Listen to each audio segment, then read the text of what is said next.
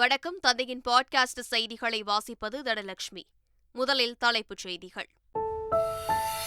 தமிழகத்தில் மக்கள் தொகை குறைந்துவிட்டதாக கூறி நாடாளுமன்ற தொகுதிகளை குறைக்கின்ற சதி. தஞ்சையில் நடைபெற்ற விழாவில் முதலமைச்சர் மு.க.ஸ்டாலின் குற்றச்சாட்டு.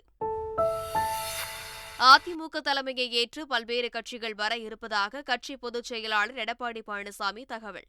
பாஜக கூட்டணியிலிருந்து அதிமுக வெளியேறியதற்கு அண்ணாமலை வருத்தப்படுவார் என்று முன்னாள் அமைச்சர் கடம்பூர் ராஜு கருத்து. 3வது, 4வது அணிகள் வருவதற்கான வாய்ப்பு இல்லை என தேமுதிக பொருளாளர் பிரேமலதா விஜயகாந்த் பேட்டி. மக்களுக்கு நல்லது செய்பவர்களுடன் தேமுதிக கூட்டணி அமைக்கும் என்றும் விளக்கம். அருப்புக்கோட்டை அருகே வட்டாட்சியர் வீட்டிலிருந்து 45 லட்சம் ரூபாய் மற்றும் முக்கிய ஆவணங்கள் பறிமுதல். 1 லட்சம் ரூபாய் லஞ்சம் வாங்கிய போது வட்டாட்சியர் கைது செய்யப்பட்டதை அடுத்து அதிகாரிகள் நடவடிக்கை. நீலகிரி மாவட்டம் உதகை அரசு தாவரவியல் பூங்காவில் இன்று முதல் பேட்டரி கார் வசதி. 2வது சீசன் களை கட்ட தொடங்கியுள்ள நிலையில் சுற்றுலா பயணிகளை கவர ஏற்பாடு. 2 செயற்கைக்கோள்களை வெற்றிகரமாக விண்ணில் ஏவியது அமேசான் நிறுவனம். உலகம் முழுவதும் விண்ணிலிருந்து நேரடியாக இன்டர்நெட் வசதி அளிக்க திட்டம். உலகக்கோப்பை கிரிக்கெட் தொடரில் நாளை இந்தியா ஆஸ்திரேலியா மோதல். இரு அணி வீரர்களும் சென்னை சேப்பாக்கம் மைதானத்தில் தீவிர வலைப்பயிற்சி. இனி விரிவான செய்திகள். தஞ்சையில் திராவிடர் கழகம் சார்பில் கருணாநிதி நூற்றாண்டு விழா மற்றும் தாய் வீட்டில் கலைஞர் என்ற நூல் வெளியீட்டு விழா நடைபெற்றது. திக தலைவர் கி. வீரமணி தலைமையில் நடைபெற்ற இந்த விழாவில் முதலமைச்சர் மு.க.ஸ்டாலினுக்கு திராவிட மாடல் அரசின் ஒப்பற்ற முதலமைச்சர், சமூக நீதிக்கான சரித்திர நாயகர், ஆளுமைக்கான விருதினை கி. வீரமணி வழங்கினார்.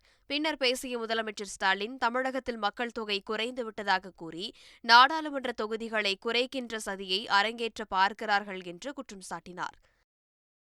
தமிழகத்தின் உரிமையை காக்கவே தனித்து போட்டியிடுவதாகவும் அதிமுக தலைமையை ஏற்று பல்வேறு கட்சிகள் வர இருப்பதாகவும் கோவையில் செய்தியாளர்களிடம் பேசிய அதிமுக பொதுச் செயலாளர் எடப்பாடி பழனிசாமி தெரிவித்தார்.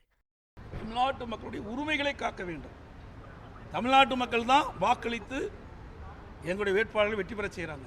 அவருடைய குரல் நாடாளுமன்றத்தில் ஒலிக்கும். தமிழ்நாட்டு மக்களுடைய உரிமைகளை பாதுகாக்கத்தான் நாங்கள் தனித்து போட்டியிடும் என்பதை இந்த நேரத்தில் உணர்த்துகிறேன்.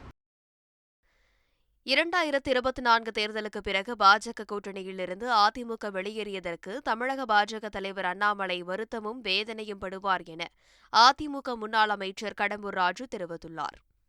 அந்த தலைவர் என்ன சொல்லியிருக்காப்புல, டெல்லி விட்டு அவங்க கூட்டணி விட்டு வெளியேறினதை பற்றி எனக்கு வருத்தமும் இல்லை, மகிழ்ச்சியும் இல்லை. தலைவர் நீ இன்னைக்கு அப்படிதான் சொல்லுவார். 2024க்கு பிறகு உனக்கு வருத்தமும் படுவேன், வேதனையும் படுவேன். ஆனால் அன்னைக்கு பார்த்து புண்ணியம் உண்டு, பிரயோஜனம். இந்த தேர்தலுக்கு பிறகு பாருங்க, அண்ணன் எடப்பாடி பழனிசாமி யாரை கை காட்டுகிறாரோ அவர்தான் பிரதமராக வருவார். அது எந்த மாற்றம். நாடாளுமன்ற தேர்தலில் 3வது, 4வது அணிகள் வருவதற்கான வாய்ப்பு இல்லை எனவும் மக்களுக்கு நல்லது செய்பவர்களுடன் தேமுதிக கூட்டணி அமைக்கும் எனவும் அக்கட்சியின் பொருளாளர் பிரேமலதா விஜயகாந்த் தெரிவித்துள்ளார்.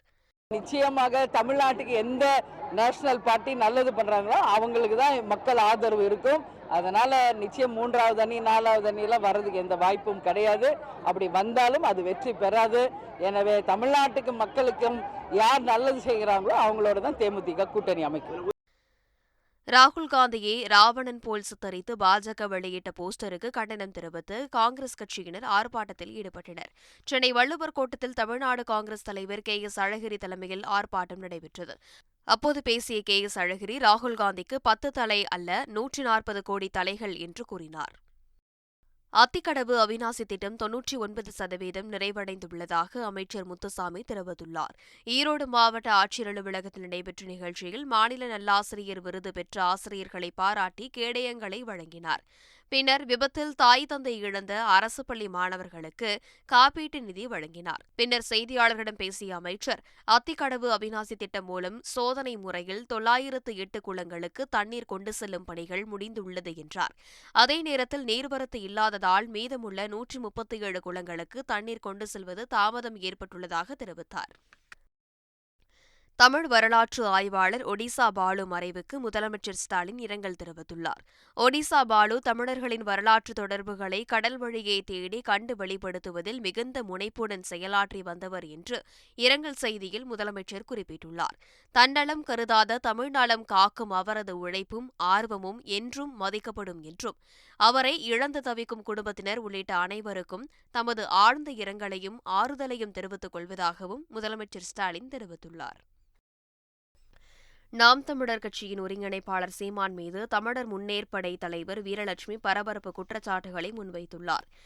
ஈழத் தமிழர்களுக்கு குடியுரிமை பெற்றுத் தருவதாக கூறி சீமான் ஏமாற்றியதாகவும் உலக தமிழர்களிடமிருந்து நிதி பெற்று மோசடி செய்ததாகவும் கூறிய வீரலட்சுமி, தேர்தல் சமயத்தின் போது தன் மீது தொடுக்கப்பட்ட வழக்குகளை மறைத்து சீமான் தேர்தலில் போட்டியிட்டதாகவும் கூறி அவர் சென்னை தலைமைச் செயலகத்தில் உள்துறை செயலாளர் அமுதாவை சந்தித்து புகார் அளித்துள்ளார். இதனிடையே சீமானை விமர்சித்து பேசியதாக வீரலட்சுமியை கண்டித்து நடிகை விஜயலட்சுமி பரபரப்பு வீடியோ வெளியிட்டுள்ளார். தமிழகத்திலிருந்து அரசு பள்ளிகளில் படித்து வரும் 50 மாணவர்கள் ரஷ்ய விண்வெளி ஆய்வு மையத்தை பார்வையிட விஞ்ஞானி சிவதானு தலைமையில் சென்றுள்ளனர். ரஷ்ய தலைநகர் மாஸ்கோவில் உள்ள ஸ்டார் சிட்டி யூரிக காரின் விண்வெளி பயிற்சி மையத்தில் சோயூஸ் விண்கலத்தில் பயணித்த விண்வெளி வீரருடன் மாணவர்கள் உரையாடி அவர்களின் அனுபவங்களை கேட்டறிந்தனர். பின்னர் சர்வதேச விண்கலத்தின் MIR மாக் மாதிரியின் உள்ளே சென்று அனைத்து அறைகளையும் பார்வையிட்டனர். விஞ்ஞானிகளாக ஆக வேண்டும் என்றும் பயிற்சிக்கு ரஷ்யா வர வேண்டும் எனவும் விண்வெளி வீரர்கள் மாணவர்களிடம் தெரிவித்தனர்.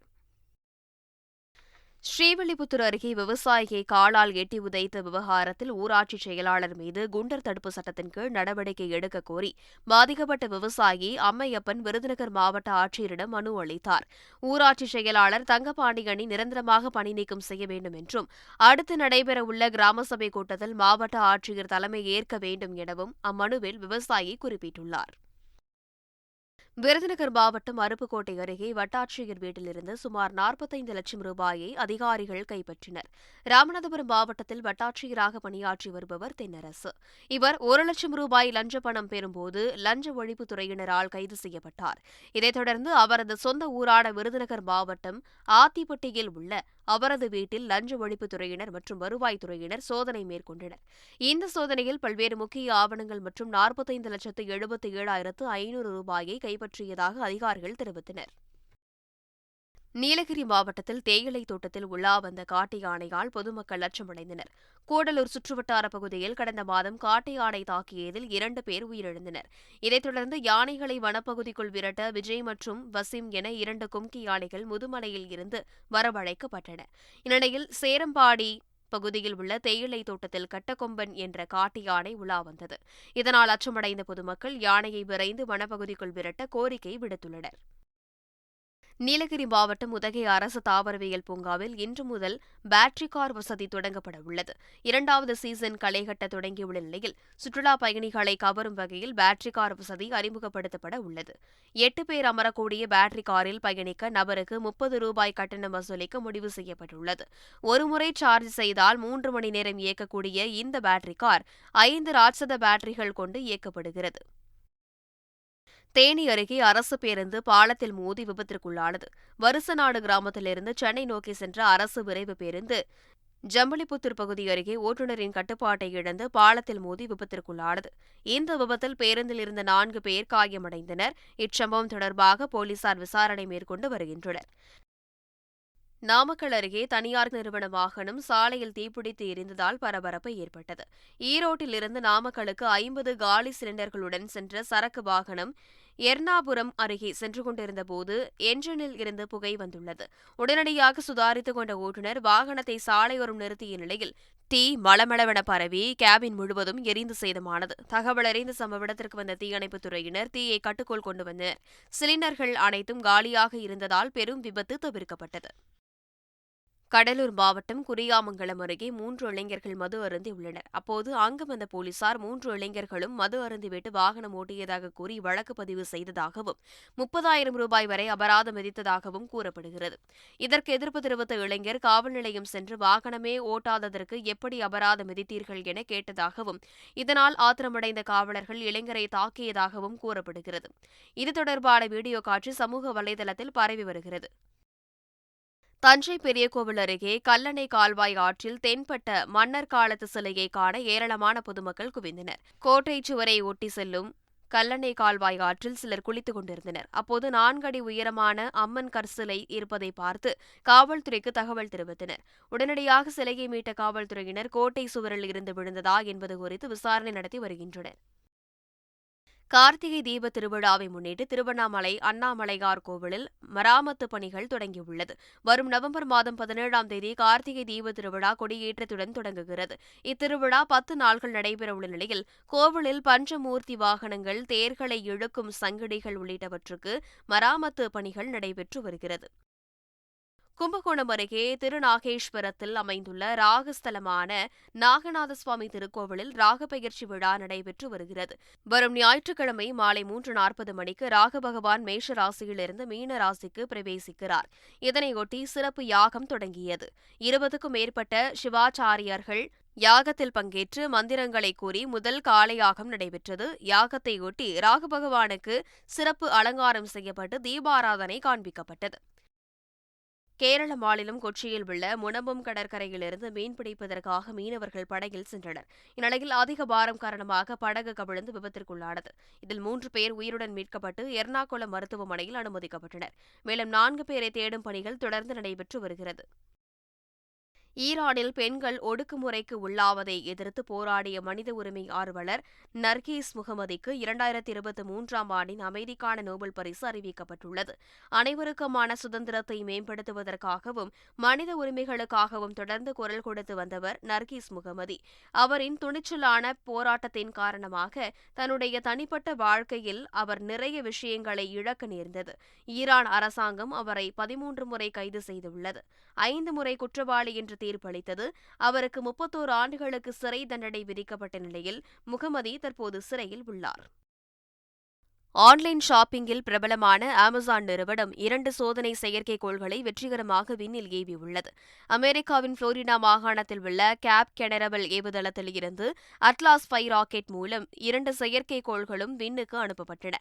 அடுத்த ஆண்டு இறுதிக்குள் உலகம் முழுவதும் செயற்கைக்கோள்கள் மூலம் நேரடியாக இன்டர்நெட் வசதி அளிக்க திட்டமிட்டுள்ள அமேசான் நிறுவனம் 3236 செயற்கைக்கோள்களை விண்ணிற்கு அனுப்ப உள்ளதாக தெரிவிக்கப்பட்டுள்ளது. உலகின் பெரும் பணக்காரரான அமெரிக்காவின் எலான் மஸ்கின் ஸ்பேஸ் எக்ஸ் நிறுவனத்திற்கு போட்டியாக ப்ளூ ஆரிஜின் என்ற ராக்கெட் ஏவும் நிறுவனத்தை ஆரம்பித்துள்ள அமேசான் நிறுவனம் தனது பெரும் சாதனை பயணத்தை வெற்றிகரமாக தொடங்கியுள்ளது. இந்தோனேஷியாவில் உள்ள தேசிய உயிரியல் பூங்காவில் ஒரு காண்டாமிருகம் குட்டி ஈன்றுள்ளது பல மாதங்களுக்கு பிறகு தெரியவந்துள்ளது.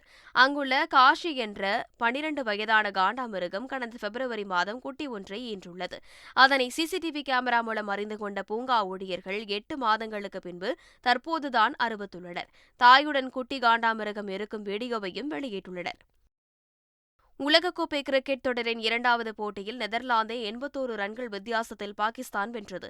ஹைதராபாத் ராஜீவ்காந்தி மைதானத்தில் நடைபெற்ற இந்த போட்டியில் முதலில் பேட்டிங் செய்த பாகிஸ்தான் 49 ஓவர்களில் 286 ரன்களுக்கு ஆல் அவுட் ஆனது. பின்னர் விளையாடிய நெதர்லாந்து அணி 41 ஓவர்களில் 205 ரன்களுக்கு ஆல் அவுட் ஆனது. இதன் மூலம் 81 ரன்கள் வித்தியாசத்தில் பாகிஸ்தான் வெற்றி பெற்றது. ஐசிசி ஒருநாள் உலகக்கோப்பை கிரிக்கெட் தொடரில் நாளை நடைபெறும் போட்டியில் இந்தியா ஆஸ்திரேலியா அணிகள் மோதவுள்ளன. இதையொட்டி சென்னை சேப்பாக்கம் மைதானத்தில் ஆஸ்திரேலிய அணி வீரர்கள் தீவிர வலைப்பயிற்சியில் ஈடுபட்டனர். இந்திய அணியில் கேப்டன் ரோஹித் சர்மா, விராட் கோலி, ஹர்திக் பாண்டியா, சிராஜ் உள்ளிட்ட வீரர்களும் பயிற்சி மேற்கொண்டனர்.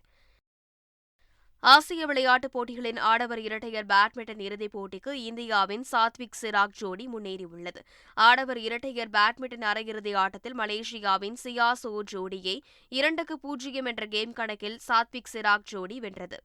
இதன் மூலம் தங்கம் அல்லது வெள்ளிப்பதக்கத்தை உறுதி செய்த சாத்விக் சிராக் ஜோடி ஆசிய போட்டிகள் ஆடவர் இரட்டையர் பேட்மிண்டனில் இறுதிப் போட்டிக்கு முன்னேறிய முதல் இந்திய ஜோடி என சாதனை படைத்துள்ளது.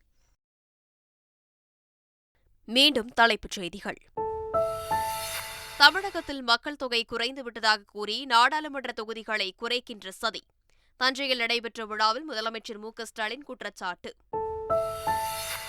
அதிமுக தலைமையை ஏற்று பல்வேறு கட்சிகள் வர இருப்பதாக கட்சி பொதுச் செயலாளர் எடப்பாடி பழனிசாமி தகவல். பாஜக கூட்டணியிலிருந்து அதிமுக வெளியேறியதற்கு அண்ணாமலை வருத்தப்படுவார் என்று முன்னாள் அமைச்சர் கடம்பூர் ராஜு கருத்து. மூன்றாவது, நான்காவது அணிகள் வருவதற்கான வாய்ப்பு இல்லை என தேமுதிக பொருளாளர் பிரேமலதா விஜயகாந்த் பேட்டி. மக்களுக்கு நல்லது செய்பவர்களுடன் தேமுதிக கூட்டணி அமைக்கும் என்றும் விளக்கம். அருப்புக்கோட்டை அருகே வட்டாட்சியர் வீட்டிலிருந்து 45 லட்சம் ரூபாய் மற்றும் முக்கிய ஆவணங்கள் பறிமுதல். 1 லட்சம் ரூபாய் லஞ்சம் வாங்கிய போது வட்டாட்சியர் கைது செய்யப்பட்டதை அடுத்து அதிகாரிகள் நடவடிக்கை. நீலகிரி மாவட்டம் உதகை அரசு தாவரவியல் பூங்காவில் இன்று முதல் பேட்டரி கார் வசதி. 2வது சீசன் களை கட்ட தொடங்கியுள்ள நிலையில் சுற்றுலா பயணிகளை கவர ஏற்பாடு. 2 செயற்கைக்கோள்களை வெற்றிகரமாக விண்ணில் ஏவியது அமேசான் நிறுவனம். உலகம் முழுவதும் விண்ணிலிருந்து நேரடியாக இன்டர்நெட் வசதி அளிக்க திட்டம். உலகக்கோப்பை கிரிக்கெட் தொடரில் நாளை இந்தியா ஆஸ்திரேலியா மோதல். இரு அணி வீரர்களும் சென்னை சேப்பாக்கம் மைதானத்தில் தீவிர வலைப்பயிற்சி. இத்துடன் பாட்காஸ்ட் செய்திகள் நிறைவடைந்தன.